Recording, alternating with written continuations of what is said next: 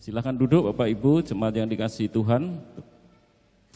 Kita buka Alkitab kita, ayat tema kita saudara Matius pasal 16 ayat 18. Ada juga Bu Pur ya, silakan berdiri Bu Pur. Iya, Bu Pur ini suaminya yang paling banyak saya ganggu sejak istri saya meninggal. Jadi kalau saya malam itu pengen keluar, saya telepon Pak Pur. Pak Pur. Jadi Bu Pur ini sering ditinggal nih. Terima kasih Bu Pur ya, bersabar. Matius pasal 16 ayat 18, basnya bisa ditambah Pak Anto. Kita baca bersama-sama Matius pasal 16 ayat 18. 1, 2, 3. Dan aku pun berkata kepadamu, engkau adalah Petrus, dan di atas batu karang ini aku akan mendirikan jemaatku, dan alam maut tidak akan menguasainya. Ini akan saya tayangkan wajah. Cowok-cowok mau enggak nikah sama wanita ini? Enggak ada yang mau ya. Nah, wanita ini masa remajanya seperti ini. Tapi setelah dewasa ditayangkan Pak Pur. Wow. Kalau ini mau enggak?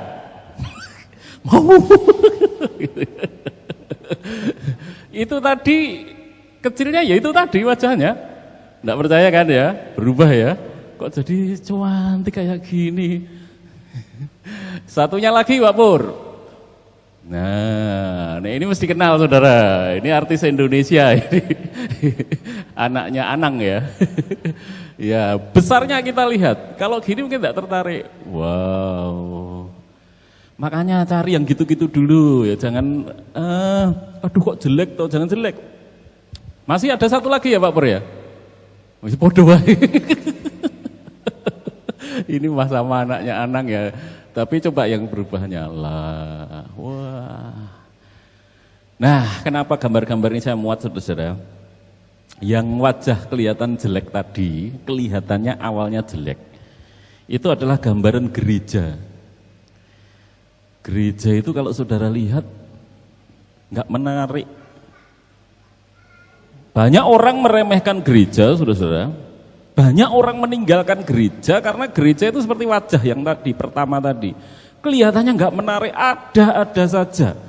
Karena memang di dalam teologi, saudara-saudara, di dalam doktrin bahwa gereja terdiri dari orang-orang berdosa. Karena terdiri dari orang-orang berdosa, makanya gereja pasti mengalami banyak kelemahan-kelemahan. Karena isinya juga orang-orang yang lemah dan berdosa. Tapi wajah yang cantik tadi, itu adalah gambaran gereja pada saat nanti pada akhir zaman, dipertemukan Yesus sempurna.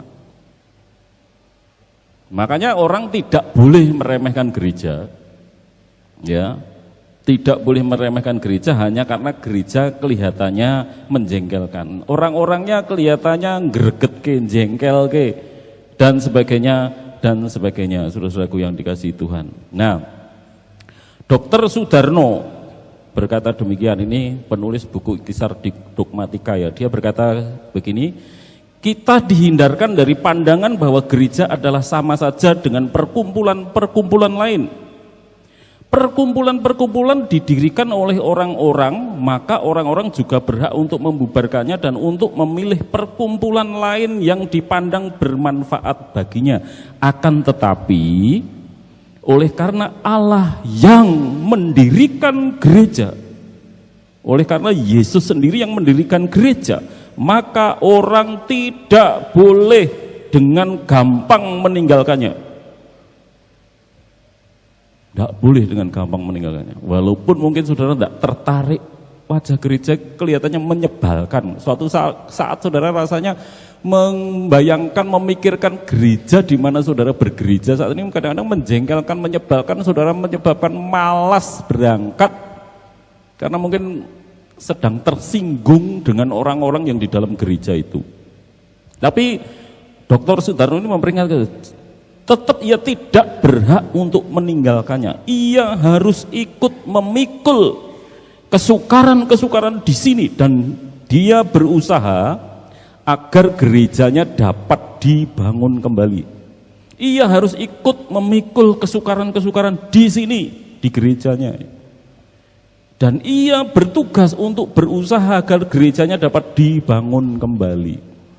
Kalau saudara melihat gereja kita ini mungkin agak berantakan, entah organisasinya, entah pelayanannya, jangan saudara tinggalkan dan mencari gereja yang nyaman. Ya, banyak sekarang saudara-saudaraku, kemarin sudah saya bahas ya, gereja-gereja modern itu memang dikemas dengan manajemen hotel berbintang 5. Makanya kalau saudara masuk sejak pintu depan sudah disambut oleh petugas-petugas yang cantik-cantik jelita berdandan, make up-nya itu dibelikan, dibiayai saudara. Kalau penyambut tamu di gereja kita, penyambut tamunya kuat beli make up ya cantik, kalau enggak ya begitulah apa adanya. Nah di gereja lain enggak, dilatih khusus. Sehingga saudara datang nyaman, musiknya dibikin, wah, nyes.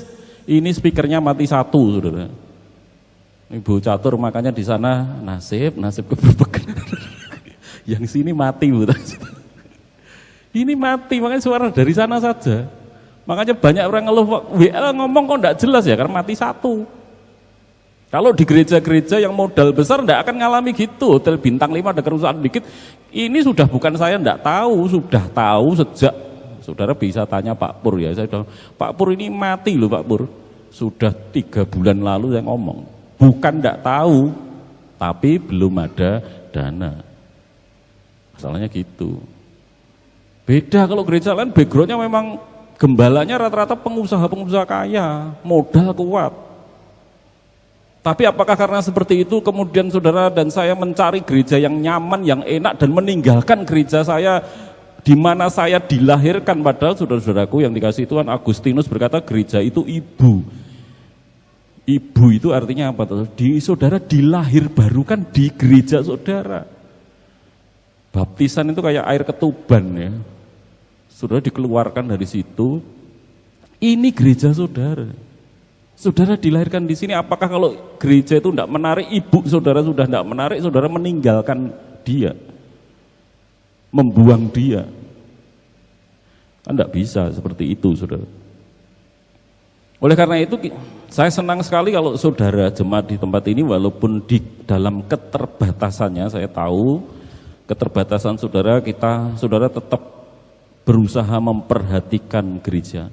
Kita harus melindungi saudara dan menjaga gereja kita dari kerusakan-kerusakan yang memungkinkan rusak gereja kita. Harus saudara jaga, saudara lindungi. Dalam tafsiran Matius 16 ayat 18 ini saudara ditegaskan oleh Wycliffe dan penafsir-penafsir lain. Ya, ini ditayangkan ya, ini saya kutip tafsirannya. Dengan kata-kata ini yang tadi dikatakan ya, dan aku pun berkata kepadamu, engkaulah Petrus dan di atas batu karang ini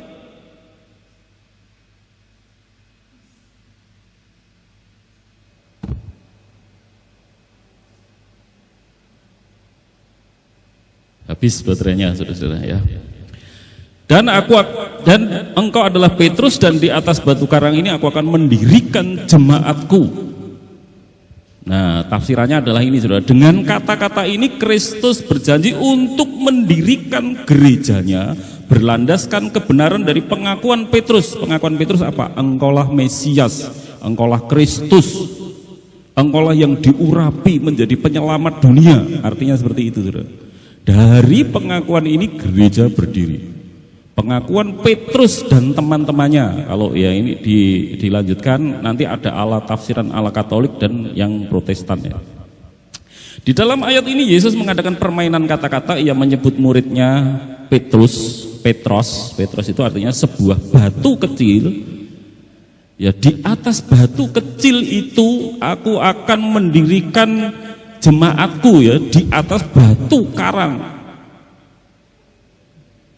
Ya, engkaulah Petrus, batu kecil, dan di atas batu karang yang besar ini aku akan mendirikan jemaatku. Kenapa kok besar? Karena didirikan di atas Yesus Kristus. Yang mengaku yang disebut batu kecil itu siapa? Kita ini lemah, batu-batu kecil. Tetapi gereja itu didirikan di atas Kristus. bukan di atas saya loh saudara. Yesus tidak pernah, aku akan mendirikan jemaatku di atas para hamba Tuhan, rasul-rasul. Enggak. Aku akan mendirikan jemaatku aku akan mendirikan ya. Engkaulah Petrus ya, dan di atas aku, batu karang yang besar itu, aku akan mendirikan jemaatku. Makanya saudara, gereja itu kuat. Berapa penguasa pengen melenyapkan gereja? Berapa orang pengen menghancurkan gereja? Apakah gereja hancur? Banyak orang ingin melenyapkan gereja dari muka bumi. Apa gereja lenyap? Enggak. Orang-orang itu yang lenyap. Kaisar-kaisar yang berusaha menutup gereja, menganiaya gereja, mereka yang mati sekarang. Gereja berkembang. Kemarin saya sudah, hari Minggu sudah saya singgung, orang Kristen di seluruh dunia itu ada 2,5 miliar. Terbesar di seluruh dunia saat ini. Luar biasa saudara-saudaraku yang dikasih Tuhan. Karena apa? Didirikan di atas Kristus. Oleh karena itu, bapak-bapak, ibu-ibu, anak-anak, saudara harus sungguh-sungguh menjaga gereja ini. Karena gereja ini benar-benar yang mendirikan Kristus, bukan saya, dan bukan didirikan di atas diri saya. Saya tidak ada hubungannya dengan gereja ini dalam hal kokohnya gereja ini. Gereja ini kuat kokoh karena didirikan di atas Yesus Kristus. Dan dikatakan alam maut yang dimaksudkan di sini adalah iblis dan semua usaha jahat. Kan banyak ya usaha jahat itu ya, roh jahat. Kadang-kadang ada orang-orang di dalam gereja yang jahat. Ya, menginginkan. Kalau saudara berpikir ya, kadang-kadang kalau saudara marah kepada gereja, kecewa sama pendeta, padahal pendeta itu bukan gereja. Gereja itu bukan saya, saudara. Suatu saat saya pensiun, saya tidak ada di sini. Gereja ini bukan saya. Jadi kalau saudara kecewa dengan ini, jangan tidak ke gereja, karena tidak ada hubungannya dengan saya. Suatu saat saya tidak di sini. Saudara tetap di sini. Karena ini saudara adalah gereja jemaat di tempat ini. Ya, jadi jangan saudara nanti mundur dan saudara berdoa berharap nek tak tinggal ben hancur kayak gereja ini. Jangan berpikir seperti itu. Itu disebut usaha jahat. Ya. Menafsir ini memperingatkan saudara, dimaksudkan di sini adalah iblis dan semua usaha jahat dunia ini untuk membinasakan gereja Yesus Kristus. Pandangan lain yang umum di kalangan Protestan tertentu, Alfred Brodus Vincent, ialah bahwa Petrus bersama-sama dengan rasul-rasul lainnya adalah batu karang itu, batu karang kecil itu, tetapi tanpa keunggulan salah satunya itu Petrus yang dianggap Paus dianggap meneruskan posisi Petrus ya, sebagai diakui oleh gereja Katolik. Jadi kita tahu saudara bahwa gereja adalah satu-satunya organisme. Organisme itu sebenarnya kehidupan yang membuat Yesus sendiri. Kalau kehidupan itu kan tak terlihat, dibikin terlihat karena di situ ada persekutuan, ada tatanan, ada pejabat gereja. Petrus itu rasul-rasul. Ya sebenarnya gereja itu organisme. Ya, tetapi juga ada organisasinya yang terlihat saudara-saudaraku, yang mendirikan Yesus sendiri. Oleh karena itu kita belajar menghargai semua yang di sini. Kemarin di Gereja Baptis Blitar, saya kebetulan bagian diberi kesempatan bicara. Saya sampaikan sama saudara-saudara, lindungi gereja ini. Kita boleh berbeda pendapat, boleh saudara. Kita melakukan siasat gereja itu untuk melindungi gereja. Ketika saya salah, saudara tegur saya. Ketika saudara salah, saya tegur. Sama-sama tidak boleh tersinggung, saudara. Karena kita semua saling mengasihi. Lebih baik teguran yang nyata-nyata daripada kasih yang tersembunyi. Kenapa kok kita menegur? Supaya gereja ini terjaga. Kalau ada sikap saya yang kurang bagus dan saudara melihat, saudara mesti menegur saya. Jangan membiarkan Pak Tri, tidak boleh loh Pak Tri sebagai gembala sidang seperti itu. Tidak apa-apa. Doakan dulu. Didoakan dulu. Ya, setelah didoakan saudara ngajak saya makan. Pak Tri, bisa tidak ada waktu makan? Pendeta ini diwareki sih. Nek wis diwareki kan nyaman ngantuk ya, terus ditegur wis ora krasa lara. mau ngantuk. Ya. Tapi masih nangkep gitu ya, itu caranya. Tidak apa-apa kalau saudara ditegur pun jangan marah. Nah di tradisi di gereja kita saudara sudah tahu ya, mungkin yang baru belum tahu. Di gereja kita itu seluruh pengkhotbah, nah ini ada pengkhotbahnya pendeta Catur, ada pendeta Eko, setiap berkhotbah tidak pernah tak bisi itu. Betul ya pendeta ya? Khotbah ono ngene-ngene sindiran jemaatku, tidak pernah. Paling saya ngasih temanya gereja ini Pak, silahkan berkhotbah. Jadi kalau saudara kena khotbah, ya saya tidak ada pesan sponsor, tidak ada pesanan, itu betul-betul Tuhan menegur saya dan saudara, siapapun. Dan ketika saya membuat khotbah malam ini pun saya tidak memikirkan diri saudara. Siapa ya malam ini yang mau tak sindir ya? Tidak ada itu. Saya menulis dengan alurnya, tafsirannya seperti ini, aplikasinya seperti ini, didukung oleh tulisan-tulisan para teolog ini.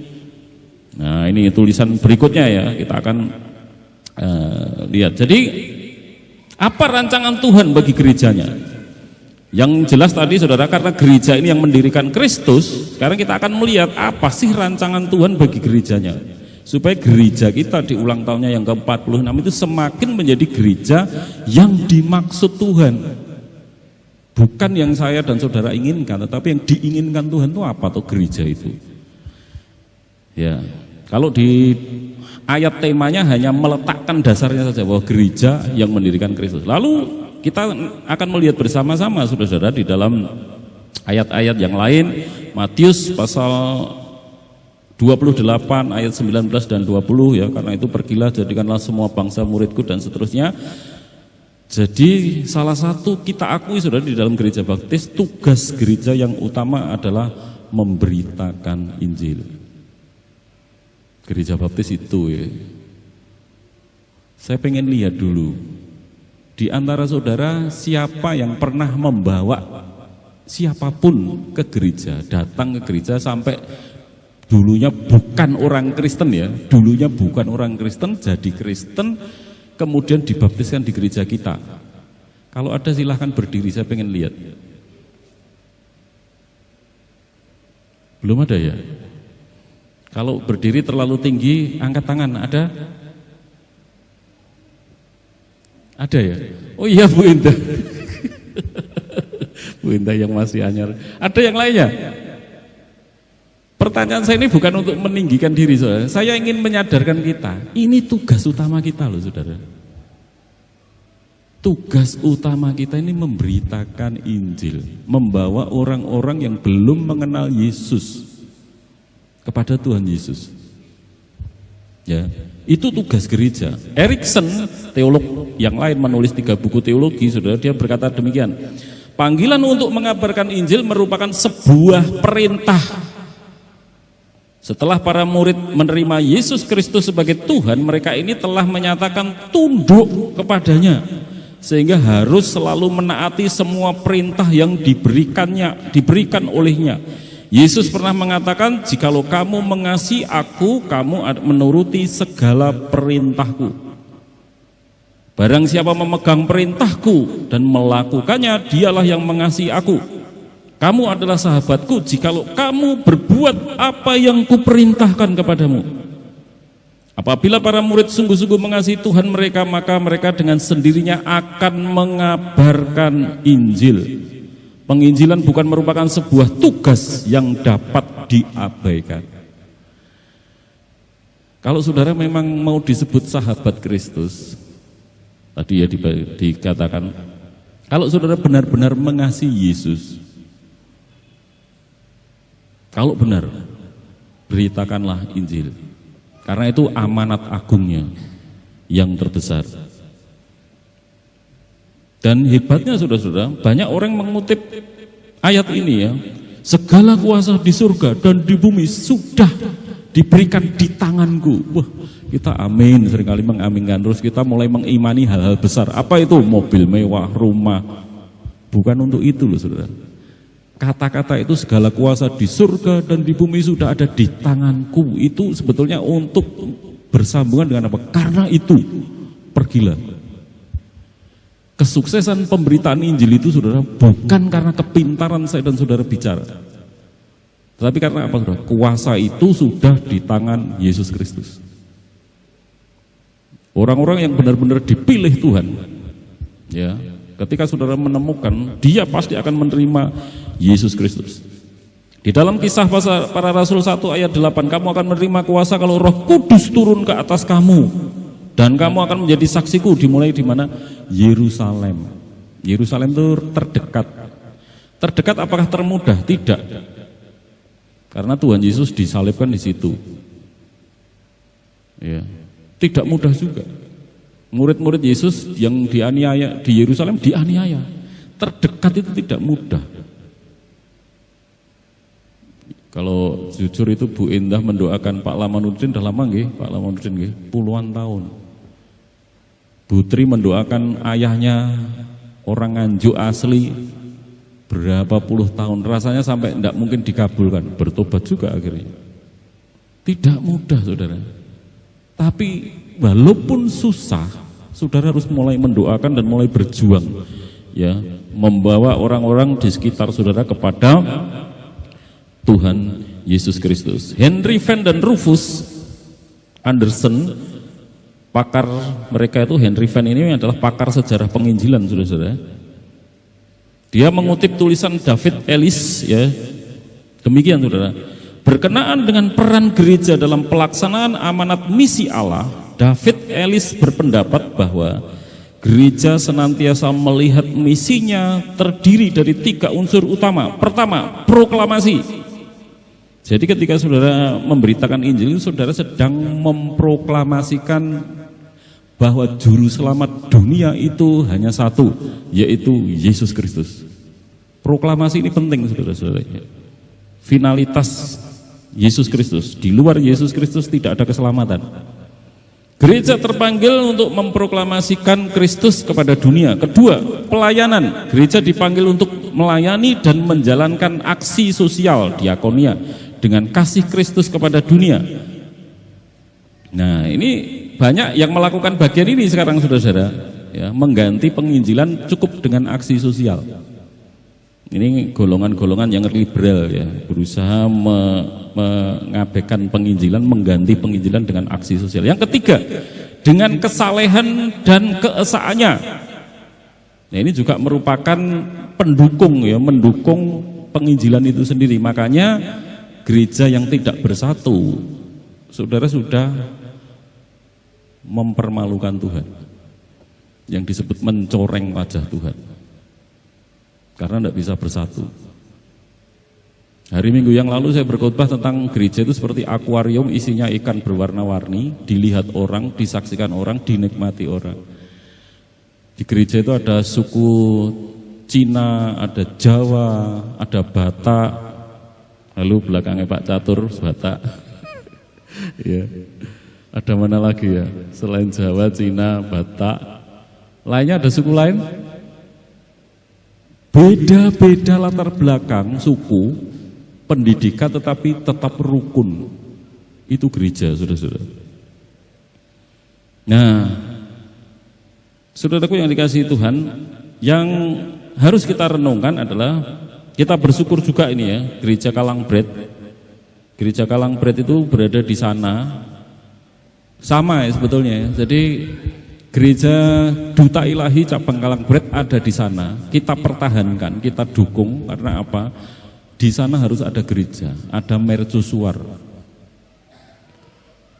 Ketika ada jemaat, saya tidak menyebutkan, gereja terdekat dengan kita juga gereja Baptis, bukan Kalangbret. Tokoh-tokohnya mau pindah ke gereja sini, saudara. Pak Tri, saya mau pindah ke Duta Ilahi. 4 orang tokohnya. Saya bicara apa? Saya menerima jenengan senang. Jujur saya suka, karena Duta Ilahi bertambah banyak. Tapi mari kita berpikir, di sana harus ada gereja baptis. Tidak maukah saudara menahan sedikit ketidaknyamanan, ketidakenaan itu, supaya pekerjaan Tuhan, pemberitaan Injil di tempat itu berjalan? Saya katakan, jangan memikir enaknya saja. Nek enak saya tampani sudah tak terima, beres. Puji Tuhan orang-orang itu tetap bertahan di gerejanya sampai sekarang baik-baik saja, sehingga pekerjaan Tuhan di tempat itu berjalan dengan baik. Saya bersyukur ya. Nah, oleh karena itu saudara-saudaraku, pemberitaan Injil ini penting sekali ya. Jangan diganti, tadi saya sudah singgung, jangan diganti dengan aksi sosial atau kesaksian. Ada sekarang metode penginjilan dengan bersaksi, kesaksian pribadi. Sehingga seringkali ketika kita memberikan kesaksian itu, kita berpikir sudah memberitakan Injil. Beda esensinya. Karena kalau saudara memberitakan Injil, yang saudara tekankan, tokoh yang saudara tampilkan adalah Yesus. Ketika saudara bersaksi, yang saudara tampilkan siapa? Diri saudara, pengalaman rohani saudara, beda. Aksi sosial, memberi beras, memberi ini, memberi itu. Yang dilihat orang siapa? Yang memberi. Tuhan jadi apa? Tuhan itu jadi kuda tunggangan. Ya. Yang berkata gini ini Dr. Sefri Lumintang. Dia nulis di buku misiologi penginjilan, dia menulis gitu. Jadi Tuhan itu hanya kuda tunggangan oleh gereja-gereja sekarang. Yang terkenal orang-orangnya, Tuhannya tidak terlihat.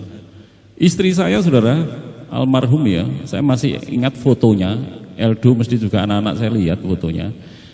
Ada foto Putri itu waktu masih pacaran dengan saya, dia rekreasi ke Candi Songo, saya tidak ikut. Candi Songo betul ya? Candi Songo ya, salah tiga. Gedung Songo, Candi Gedung Songo ya. Nah istri saya itu naik kuda di foto cetet. Pertanyaan saya, ingatkah saya wajah kudanya? Enggak lah. Tahu enggak kudanya ada tai lalatnya? Gak ingat lah.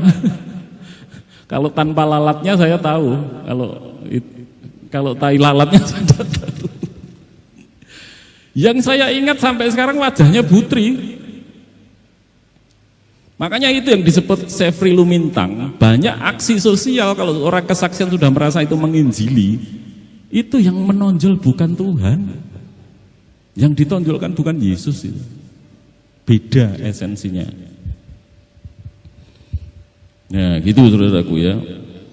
Jadi jangan jadikan Tuhan itu tunggangan. Demikian pula dalam pelayanan-pelayanan di gereja saudara. Jadikan Kristus itu yang nampak. Diri kita tidak penting. Hari Minggu yang lalu, 2 minggu lalu saya singgung. Perasaan kita yang mungkin tersinggung suatu saat, marah, kecewa. Ada teman tambah pendeta, paling salah, banyak salah itu pendeta sudah, karena banyak bicara. Jadi saya mohon maaf ya. Kalau sering mungkin mengecewakan saudara, ya itulah pendeta, manusia biasa. Nah, tidak penting perasaan kita saudara. Karena yang penting di gereja itu siapa? Yesus Kristus. Dia yang mendirikan gereja ini. Yang kedua saudara, gereja harus menjadi lembaga rohani. Ya di dalam Matius pasal 28, dan ajarlah mereka. Ya, didik mereka, bina mereka.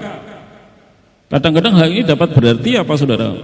Di dalam Matius 16 itu sebelumnya, kalau saudaramu berbuat salah, tegurlah 4 mata. Ini rangkaian khotbah-khotbah yang lalu ya, makanya ayatnya tidak usah kita baca supaya cepat, sudah kita baca beberapa minggu yang lalu. Kalau saudaramu berbuat dosa, tegurlah 4 mata. Jadi mendidik itu saudara, membina ini termasuk adalah memberikan teguran dan perbaikan.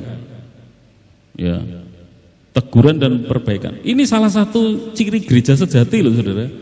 Jadi kalau di dalam gereja sejati itu tidak ada teguran, itu berarti pendetone menggolek selamete dhewe penake. Karena menegur orang itu ndak enak. Saudara tanya pendeta Eko, pendeta Catur, pendeta negur orang enak enggak? Enggak enak lah. Siapa yang ingin negur? Tapi mungkin saudara bertanya, mungkin saudara sendiri sudah tahu. Pernah enggak ditegur Pak Tri? Pernah. Karena apa? Gereja kita menjalankan ini. Membina, mendidik betul-betul. Kadang-kadang itu teguran. Saya pernah ditegur jemaat enggak? Pernah. Karena yang negur itu juga menjaga saya, sama saja. Saya pernah didatangi, ditegur. Saya terima, saya minta maaf. Kalau salah ya benar-benar minta maaf. Itu kan bentuk saling melindungi, saling menjaga sebetulnya. Bagaimana kita saling menjaga, saya menjaga saudara, saudara menjaga saya, ya sama-sama kita menjaga saudara. Itu bentuk, salah satu bentuk pendidikan, tidak hanya guru-guru sekolah minggu. Guru sekolah minggu jelas sangat berjasa. Terima kasih Bu Nunung dan teman-teman guru-guru sekolah minggu yang terus-menerus mengajar dari 2 minggu ke 2 minggu berikutnya. Jerih lelah saudara tidak sia-sia. Jelas kalau saudara juga mendidik anak-anak kita, jelas. Ya. Perlu sekali saudara-saudara, perlu sekali didikan itu. Tujuan tindakan dari disiplin semacam itu bukanlah untuk mengusir anggota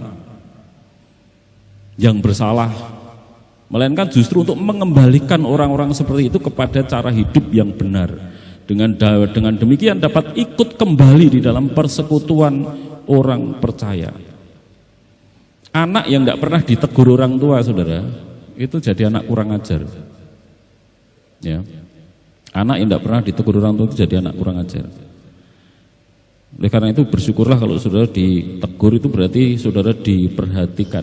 Ini saya baca kisah sore tadi, saudara. Seorang anak diajak pergi ke diskotik oleh teman-temannya, sebayanya. Anak remaja itu bertanya, terus izin pada ayahnya, ya boleh enggak aku pergi ke diskotik sama teman-temanku? Ayahnya berkata, tidak boleh. Kenapa ya? Anak-anak lain pergi ke diskotik. Karena aku tahu siapa teman-temanmu, teman-temanmu itu tidak baik dan tempat itu tidak baik. Tapi kenapa tidak boleh? Anak lain itu sudah biasa pergi ke tempat itu. Akhirnya bapaknya memegang bahunya dan berkata, kamu tahu enggak, kalau papa tidak mengasihi kamu, papa membiarkan kamu pergi. Tetapi papa mengasihi kamu. Dan papa tidak menginginkan kamu rusak. Setelah itu anak itu saudara pergi, ambil HP-nya, telepon. Aku tidak ikut. Kenapa? Tempat itu tidak bagus. Nah, mestinya kan bersyukur ya.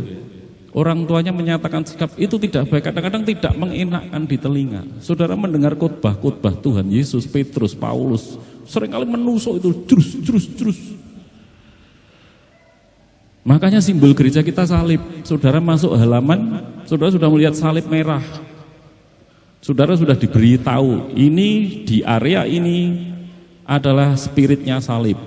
Di halaman saudara sudah melihat salib dulu. Saudara masuk, lihat salib lagi. Salib ini apa? Ini alat siksaan, penderitaan. Berbicara tentang penderitaan. Kalau saudara menderita kemudian mundur, kalau saudara tersakiti mundur. Kenapa berada di gereja ini? Gereja ini memang simbolnya salib. Simbolnya salib, saudara. Menderita, tersinggung, iya. Saya tersinggung pernah. Saudara saya singgung pernah, pasti pernah. Saling menyinggung pernah. Kan simbolnya salib, sudah tahu. Ketika saudara merasa terluka, tersakiti, saudara ingat memang di dalam gereja kita, saya pernah ngomong ya, simbolnya bukan roti Holland, simbolnya itu salib. Jadi kalau saudara menderita, ya itulah yang disebut memikul salib. Ya, memikul salib. Siapa itu? Si Karl Marx. Kemarin saya ngobrol sama Pak Duti tentang Karl Marx, saudara. Karl Marx itu sempat bicara bahwa agama adalah opium, yang orang terkenal biasanya ngomong ganja itu. Sebetulnya dia bukan anti agama loh, saudara. Saudara boleh buka di Wikipedia dan sebagainya. Sebetulnya yang dimaksudkan dia bukan membawa orang anti agama, enggak. Hanya menurut saya kesalahan dia, analoginya yang salah. Analoginya opium, ganja itu kan negatif. Nah itu untuk dipakai untuk gereja, ya wajar orang akan menafsirkan dia memusuhi gereja, anti gereja. Sebetulnya maksudnya dia gini di Wikipedia itu ya. Gereja adalah opium. Opium itu untuk apa tuh? Mengurangi rasa sakit. Terus saya mikir, iya kan ada salib. Harusnya orang di gereja itu tidak mudah merasakan sakit. Tidak mudah merasakan sakit karena apa? Kita melihat salib terus. Ya memang Yesus disalib menderita untuk kita, dan kalau kita sedikit menderita untuk Tuhan itu enggak penting banget. Enggak penting banget. Ya. Saya akan menutup, saudara, saya sebenarnya masih ada tapi waktunya udah habis ya. Kutipan dari Erikson, tulisan Erikson, dia menulis demikian, saudara. Gereja juga membina anggota-anggotanya lewat pendidikan dan pengajaran atau pengajaran. Pengajaran merupakan bagian dari tugas yang lebih luas, yaitu pemuritan. Salah satu perintah Tuhan dalam amanat agung yang disampaikan Yesus kepada murid-muridnya ialah agar mengajar orang-orang yang bertobat melakukan segala sesuatu yang telah kuperintahkan kepadamu, Matius 28 ayat 20 itu ya. Untuk mencapai tujuan ini, salah satu karunia Allah kepada gereja-gereja ialah gembala-gembala atau pengajar-pengajar. Itu ada di Efesus pasal 4 dan 4 pasal 4 ayat 11. Untuk melengkapi orang-orang percaya bagi pekerjaan pelayanan, pengajaran itu tidak senantiasa harus dilakukan oleh gembala-gembala pengajar yang resmi dari jemaat ataupun dilaksanakan dalam kelompok yang besar. Ya, jadi penting sekali, saudara-saudaraku yang dikasihi Tuhan, ya, kita benar-benar memperhatikan didikan dan pelajaran. Bersyukur gereja kita ada pendeta Eko kemarin menyinggung di ibadah sore ya, gereja kita punya streaming. Streaming ini saudara dapat menopang dua hal ini. Saudara mungkin datang yang pagi saja ya, biasanya kan saya lihat jemaat itu rata-rata datang sekali. Hanya beberapa orang saja yang datang pagi dan sore. Yang biasanya sudah datang pagi, tidak datang sore, sudah datang sore, tidak datang pagi. Saudara harusnya supaya tidak ketinggalan ajaran-ajaran di gereja kita, saudara simak itu. Malam hari saudara setel khotbahnya Pak Tri apa ya pagi tadi ya. Atau kalau saudara datang pagi, khotbahnya Pak Tri sore apa ya. Supaya karena itu lanjutannya. Kalau saudara hanya mendengar separuh pengajaran, tidak mendengar utuh, karena khotbah saya pagi dengan sore beda. Saudara dengarkan. Lalu yang kedua, ini yang dilakukan Pak Eko, ini bisa dicontoh baik ya. Pak Eko itu setiap saya ngupload poster, Jimmy juga ya, langsung poster saya diupload ganti di statusnya dia, terus. Saya pikir bagus itu. Untuk apa? Kan teman-teman saudara banyak yang tidak, ada yang mungkin tidak lama tidak ke gereja, ada yang tidak percaya Yesus. Ini kok temanya khotbah cocok sih. Coba diklik-klik, dengar saudara sedang menyiarkan berita Injil dari gereja kita. Kemarin Bu Yeni ada wen-wen ya tanya kepada saya, Pak Ti, bedanya khotbah motivasi dengan khotbah Alkitabiah apa tahu? Khotbah motivasi itu mengarahkan orang mencapai kesuksesan duniawi. Kalau khotbah Alkitabiah mengarahkan kita hidup bagi Yesus, mengarahkan orang kepada Yesus. Saya katakan, Bu Yeni pernah enggak dengar saya waktu itu kita, karena beliau tanya ya, kalau saya tidak berkhotbah mengarahkan orang kepada Yesus, jenengan tegur. Saya mungkin sedang mengenakkan telinga saudara, tetapi tidak sedang membangun gereja ini. Itu. Akhirnya Alfonso R. Bernat itu dulu kerja di bank besar di Amerika dan menjadi pendeta. Dia berkata gini saudara, kebodohan itu lebih mahal daripada pendidikan. Jangan abaikan pendidikan, khotbah-khotbah, ajaran-ajaran, sekolah minggu di gereja kita, jangan diabaikan. Kebodohan itu lebih mahal. Saya ketika membaca tulisan dia kebodohan lebih mahal itu saya mikir, kok bisa lebih mahal ya? Bukan orang tidak sekolah itu lebih murah. Tapi Alfonso itu enggak, orang bodoh itu lebih mahal. Kenapa lebih mahal? Karena saudara kerja sebulan dibayar 500.000. Mahal itu. Ya. Kalau orang lain yang sekolah, yang cerdas pinter mungkin dibayar 5 juta.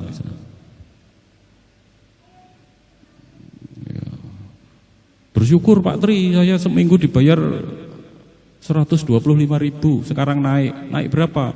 Sekarang 400.000.